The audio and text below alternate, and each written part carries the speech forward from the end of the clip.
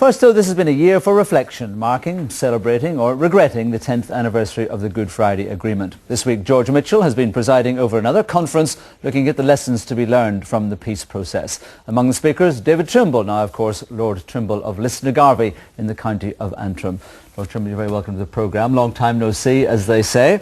Have you been celebrating or bemoaning the Good Friday Agreement this year? Oh no, we're celebrating it. In fact, that's what all these commemorations are about, and what they're marking is the way in which what was put in train 10 years ago is now firmly established, and I'm delighted to see that. As Seamus Mallon said this morning, St Andrews is merely Good Friday in drag. But it cost you your political career, effectively. Well, maybe not. I can't say that I had a disappointing career. To be 15 years in the House of Commons, 10 years as party leader, and to, during the course of that, have had the opportunity to make a real change to things is not something one regrets. You tied yourself to the stake, some would say, and bear-like tried to stand the course, but the course defeated you in the end. I mean, people didn't follow your vision. That was the problem, wasn't it? No, it's not. It's not. People have followed, because you see it there today. And if we hadn't, not just myself and my party colleagues, if we hadn't done the heavy lifting in the early years, then the peace that people are enjoying and the stable political environment that they're enjoying would not be there. There were difficulties during it, and unfortunately in 2005 the electorate, for understandable reasons, decided to send a message to the government. The only way they could do it was by to the Ulster Unionist Party, of course. The only way they could send a message to the government was by voting against us.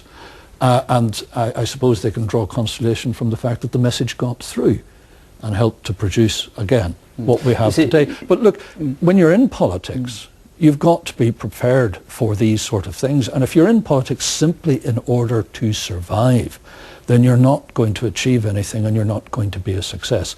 If you try to do something, then you run the risk of the difficulties that might occur and the penalties that might be associated with this. You have written that the UUP and the SDLP couldn't have predicted that it would in the end be Ian Paisley and Martin McGuinness standing at the helm of the new Northern Ireland Assembly. And in 1998, when we made the agreement, no one made that prediction. When did you start to make it? Or to think it possible? 2003? Well, it's actually probably at an earlier stage when one could see quite clearly that this was the game plan of some people in the DUP. And do you think it was also the game plan of people in the British government? I mean, Tony Blair, Jonathan Powell in his book says that Tony Blair tried to hold on to you as long as possible, but you think that he chucked you off overboard, don't you? No, it's more complex than that, and it's difficult to go into this in just a few moments.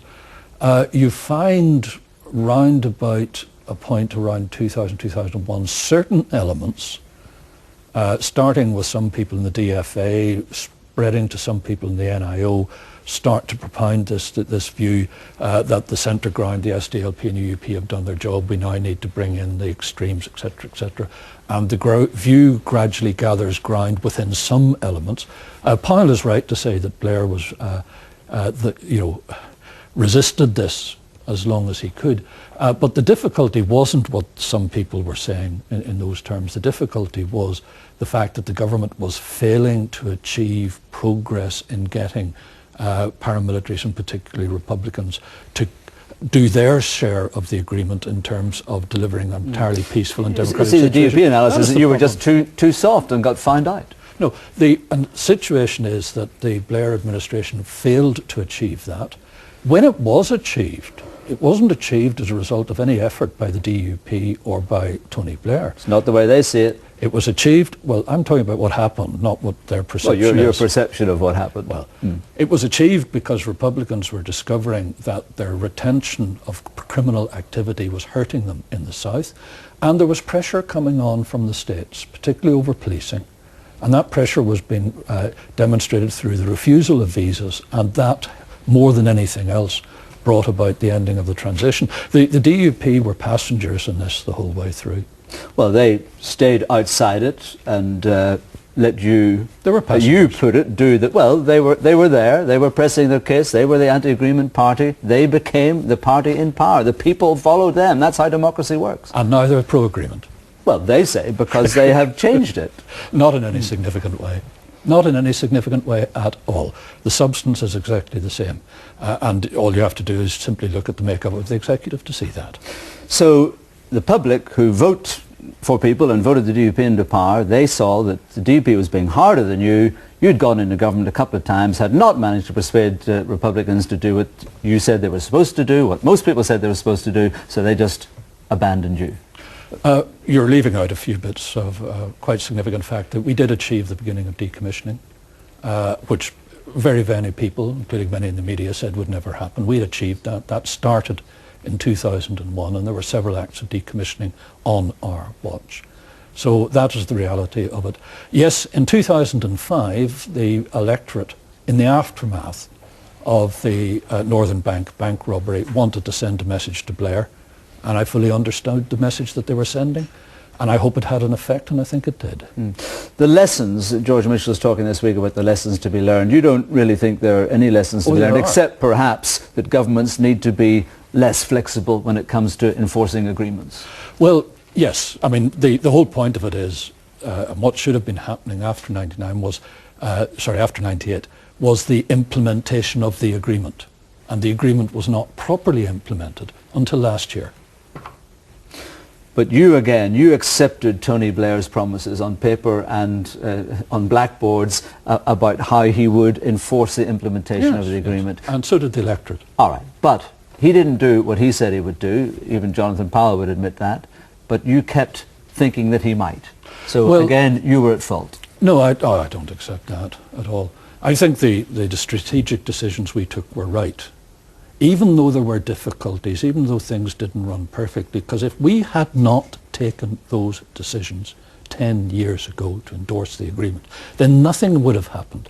Indeed, unionism would have been in a much worse situation then if there had been a failure of the talks process because of unionist refusal.